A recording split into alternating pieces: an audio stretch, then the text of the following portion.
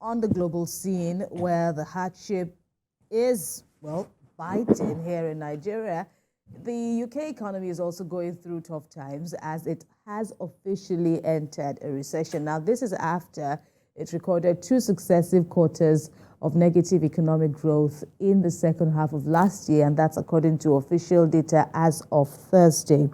Now, gross domestic product shrank by 0.3% in the fourth quarter of 2023 after contracting 0.1% in the previous 3 months, meeting the technical definition of a recession. Britain slid into recession last year on elevated inflation and a cost of living crisis, dealing a blow to Prime Minister Rishi Sunak before this year's general election. Well, it appears to be a global phenomenon because when you look at the fact that COVID-19 happened to many countries in terms of financial woes that occurred at national levels, and it doesn't appear any country was spared. And the thankful thing for some countries is that the systems on ground were able to absorb the shocks that COVID-19 brought. In Nigeria now, in terms of the figures, the statistics, and the death toll, we didn't have it as bad as other countries, but healing economically has been tough. And so here we are with our own challenges. In Britain too, cost of living has skyrocketed, and particularly for Nigerians and other Africans, I should say, living there. I believe that, and from what we are reading, it's also particularly tough on them with this recession. Though it depends on where you stand. People are saying it's not that marginal.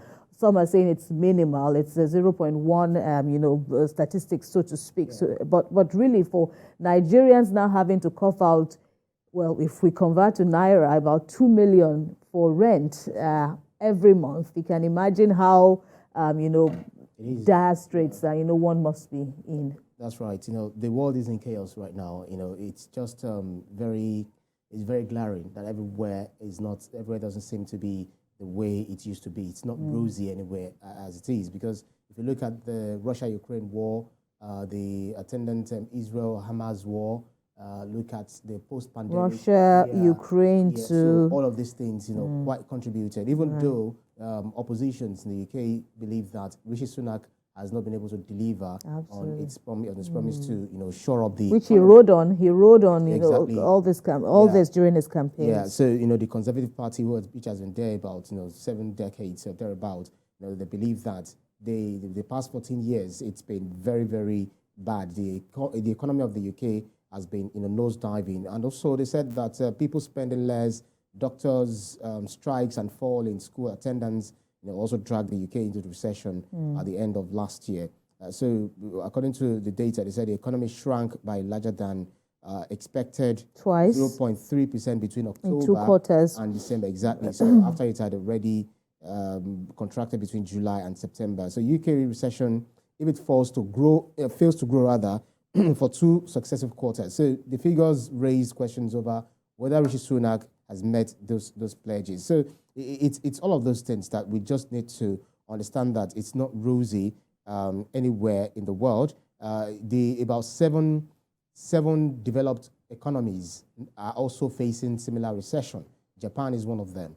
All of these countries are also going through harrowing times. With their citizens, complaining about rising cost of goods and services and all of that. And you remember, just like you said, you compare Nigerians who are moving abroad, saying that they are seeking greener pasture. We are not saying that it's not green, but then you need to know these countries too are also, undergoing, or they are facing harrowing times, and they will also want to take care of their own citizens first before they begin to think of immigrants. Look at the U.S. Former President Donald Trump is threatening that when he gets back into... When? Are you Team Trump? If and when. No. Well, I'm not even pro-Trump or Biden. I'm not even any of their fans. As far as I'm concerned, they are birds of a feather, but that's not what we're discussing. But the thing is, Donald Trump, when he gets there, is saying that he's going to, put out many illegal immigrants, according to the way he puts it. Doesn't appear to be. It says America first. So it means that all of the countries are looking at, let us take care of our own citizens. But for the sake of conversation, it doesn't appear to be, it's vintage Trump, talking about illegal migrants. His first term, we saw how that went down. Yeah, we saw the fierce campaigns here on which he rode. And of course, that he doesn't care. He doesn't care who's the walls, build the walls. We saw all those campaign mantras that trended at the time, right? But what's instructive for me is, of course, this period that we are having such a high influx of Nigerians seeking greener pastures. Of course, Europe and UK are part of the destinations for these Nigerians.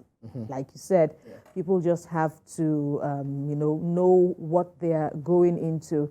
And already we know how, many of these immigrants, the kind of jobs that they get to do, That's right. Really. So, but going at a time like this when the country, UK that is having its own, financial challenges, the implication is that Nigerians will have to, or Nigerians or whoever is affected will have to work harder and, spending little or no time at home, having to run multiple jobs and the likes. But then it also burdens, or it also, shows the tough job, of governance, across various climes.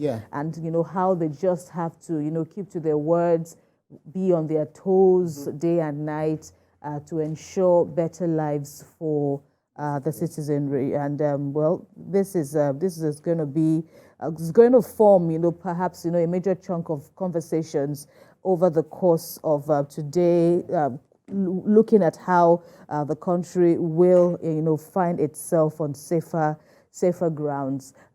We've said this, of course. We will also look at other issues regarding the Nigerian scenario during the course of the show today. And so just keep it locked with us on TVC Breakfast Friday, where we have, so much more.